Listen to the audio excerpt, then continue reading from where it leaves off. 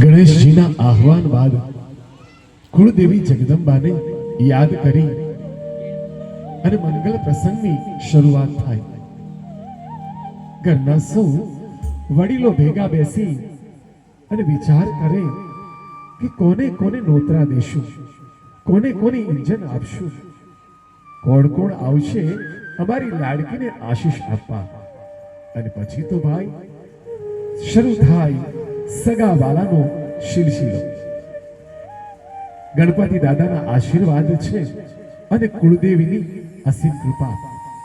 અને એમાંય વળી આ તો બ્રહ્મભટ્ટ પરિવાર જેના ઈષ્ટદેવ ભગવાન સ્વામિનારાયણ છે, જેના પર પ્રગટ બ્રહ્મ સ્વરૂપ મહંત સ્વામી મહારાજની અપાર કૃપા દ્રષ્ટિ છે.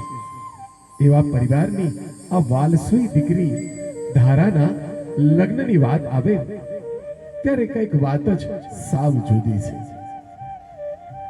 આ બાજુ એમ વિચાર થાય, બધા સગા વાલા વડીલો ભેગા થઈ અને વિચાર કરે કે હવે કરો કંકુના અને લખાવો કંકોત્રી.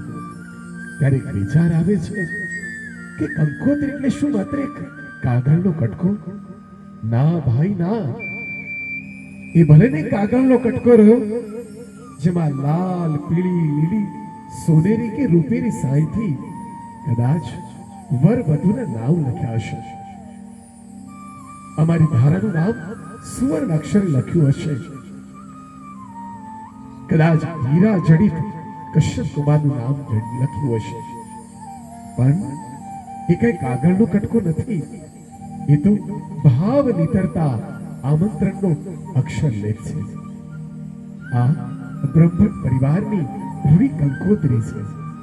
જોજો, આ ઇંજન અમે તમને ભાવથી આપીએ છીએ અને આપ પધારજો એવો એક વિચાર એટલે રૂડી કંકોત્રી.